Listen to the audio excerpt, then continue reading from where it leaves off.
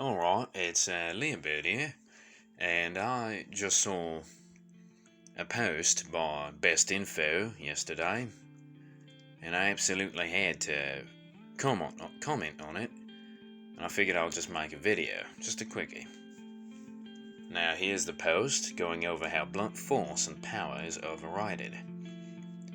It's one of the comments in the post said it was very Machiavellian, and I can see where he's coming from, but it's more gentle than that, I would say. It's more moral than that, I would say, even. The whole point of this is, namely, it explains the meme phenomenon about how artists and people with vision who can execute something, a work of art, and communicate a message through that, and that you should never underestimate that power. And that would describe the meme phenomenon we've seen. It also explicitly highlights the importance of using an enemy's self-interest in evil actions to expose themselves.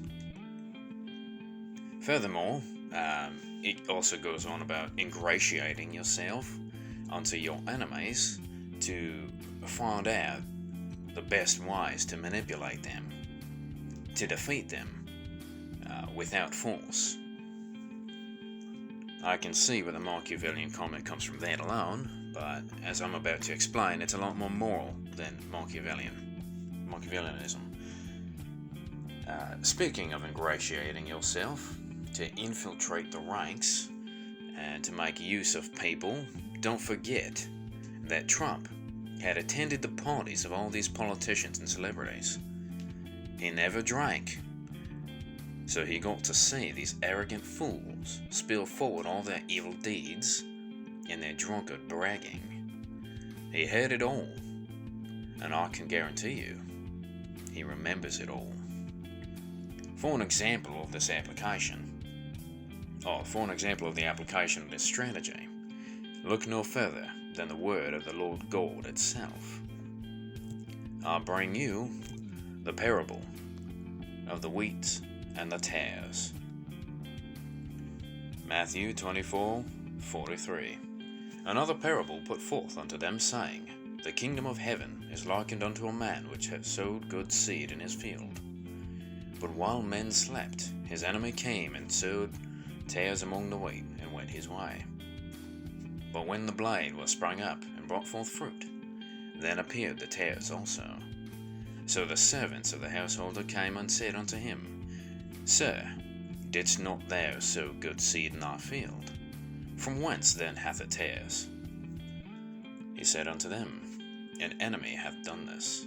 The servants said unto him, Wilt thou then that we go and gather them up? He said, Nay, lest while ye gather up the tares ye root up also the wheat with them. Let both grow together until the harvest, and in the time of harvest I will say to the reapers, Gather ye together first the tares, and bind them in bundles to burn them, but gather the wheat into my barn. Then Jesus sent the multitude away, and went into the house. And his disciples came and said unto him, saying, Declare unto us the parable of the tares of the field. He answered and said unto them, He that soweth the good seed is the Son of Man. The field is the world, the good seed are the children of the kingdom. But the tares are the children of the wicked one. The enemy that sowed them is the devil. The harvest is the end of the world, and the reapers are the angels. As therefore the tares are gathered and burned in the fire, so shall it be the end of this world. The Son of Man shall send forth his angels, and they gather out of his kingdom all things that offend, and them which do iniquity, and shall cast them into the furnace of fire. There shall be wailing and gnashing of teeth. Then shall the righteous shine forth as the sun in the kingdom of their Father. Who hath ears to hear, let him hear. Now, I love this parable, because exactly the way to defeat your enemy without starting an unending war. You have to let the enemy show themselves before you can uproot them. If you've ever seen, let's go back to my gallery here, there it is. If you've ever seen wheat and tares, they look identical, and you can only tell them apart until the harvest. Even more important is that the tares, as a weed, are poisonous if you eat them. So they have to come out, or they'll ruin the entire harvest. They are a very potent counterfeit. Now, that is something to bring forth into the current situation we're dealing with today, with Trump. Trump has done a lot of sitting back, and it has made many of his supporters quite uneasy, even rambunctious. And I can totally understand that. I've grown very frustrated myself.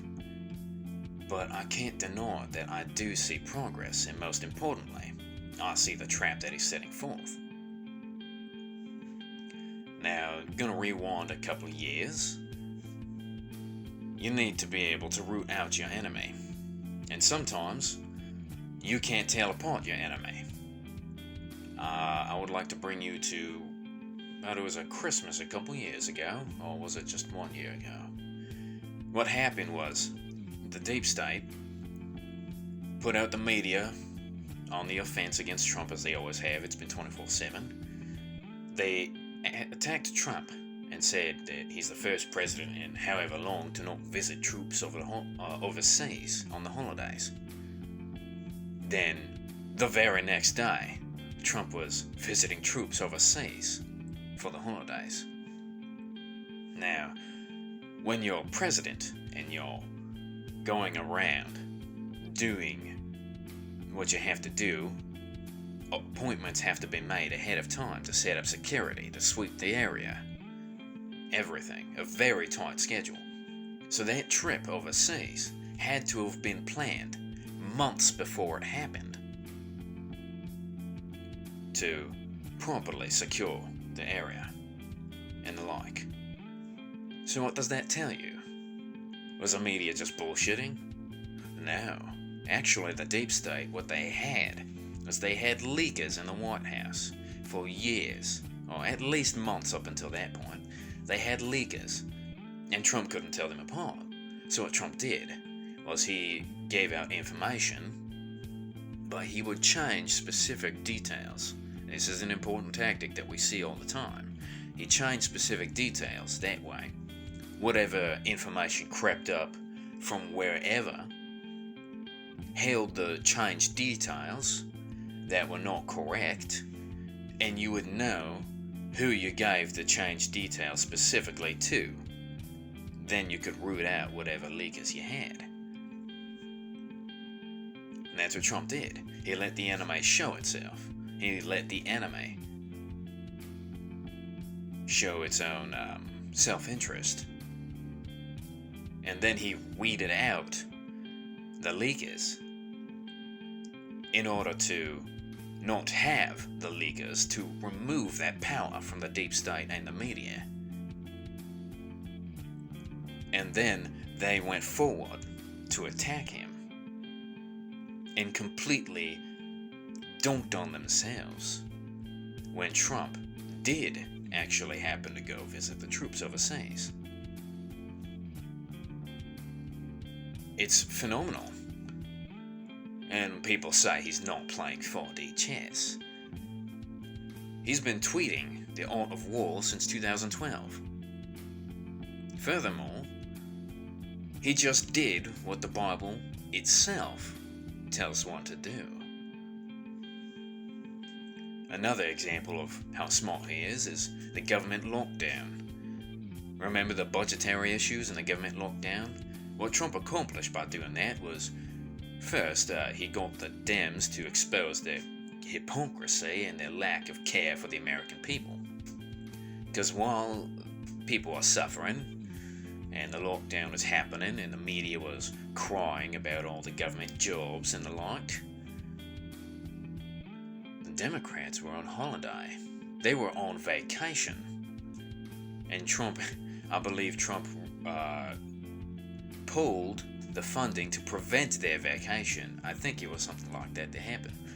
But most importantly, if you paid close attention, before Obama left office, he stacked all the government agencies under the executive branch with tens of thousands of dissidents, his own agents, in order to circumvent and subvert the Trump administration. So what happened during this time is, well, of course you can't fire federal employees, but there's a caveat to that. There's an asterisk. You can fire federal employees, or you can hand them a pink slip if the government has been locked down for 30 days. Now, can you tell me just how long that lockdown lasted? You should know, because the media cried about how it broke records. It lasted over 30 days. So Trump used the Democratic hypocrisy and self-interest in order to not only expose them, but uproot the agents that Obama had placed before he left, in order to give Trump a chance to do what he needs to do with his executive agencies. And if you look at the time during that the firing of all these bastards and the lockdown, you saw an increase in the efficiency of some of these agencies. Why? Because with all the Democrat subversion going on, all those agents, they were blocking things. They were sending things back through the cycle. They were stalemating everything. And when they were removed or seated out, the efficiency of these agencies went up. So that's not just once, that's twice Trump has employed this strategy. Now, Trump is doing the strategy again. He's doing it again, right? Blunt force and power is overrided.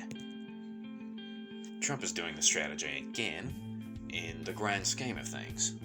He's allowing the enemy to expose themselves because you don't want to uproot the good people with it, right? And there's a power in showing people how the others react. Now everybody out there, many people that were never into politics are into politics all of a sudden. And while they're into politics, they're learning new things, they're seeing things, they're going out and discovering. My dad, well, he's technically a boomer. He's at the very end of that generation. But he's technically a boomer, and he's created a YouTube channel. And the content he's put forward is pretty good. In just a couple months, if that, he's already got over 800 subscribers. And he helped out another channel while that channel was booming, and that channel got 70,000 subs before YouTube deleted it. My dad has been out there on Twitter, tweeting information and opening a dialogue, and he has been booted up to 5 times from Twitter. 5 times. And that other channel he helped out, the person behind that channel, has been booted off of YouTube about 7 times. My grandmother passed away not too long ago, and sadly, I had to carry the casket.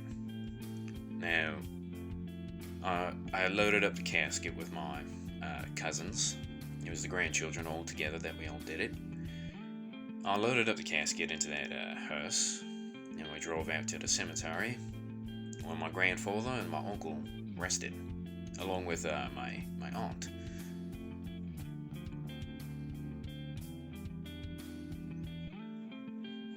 It hurt, it did. But while we were out there, all the cars in a giant line drove into the cemetery and parked. And I lined up to, the house where we would unload the casket and carry it to that hole. After the ceremony, the funeral director, he kind of looks like a sore boy with that beard, but he was very young, and he noticed something on the back of our car. On the back of our car, there was a certain Q on the back, right? Oh, there's certain paraphernalia that this guy saw, and he had to reach out to us, me and my dad, about that. You say, Q is not a boomer thing. Yes, boomers tend to be absolute cringe, and there's a number of normies that are just getting into it and have absolutely polluted the thing.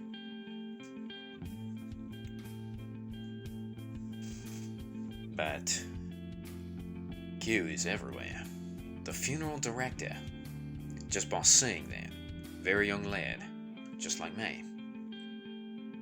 You see, Trump has also been speaking in code that lines up directly with Q, right? There's a misspelling. If you track the misspelling to a certain bracketed letter in one of the Q posts, it lines up to a certain message coming across. And other times when Trump says something in a certain way, decoded in gematria. Even his tweets decoded in gematria to capitalize letters. You'll get a message. He's speaking in code this entire time. And that's why I believe he is on our side. And things are about to get crazy.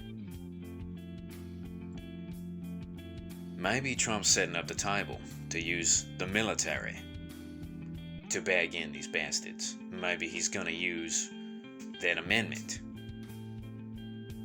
Who knows? But I think we are going to win. It's just a matter of time and patience. You have to show everyone the true colors and the self-interest, just as the tares have to reveal themselves at the harvest. You won't know until the last moment. But Trump knows what he's doing, and he's done it before, multiple times. Hold on to your hats, lads. It's about to get interesting. That is not only how you defeat an enemy, but it is how you free the masses and you show them.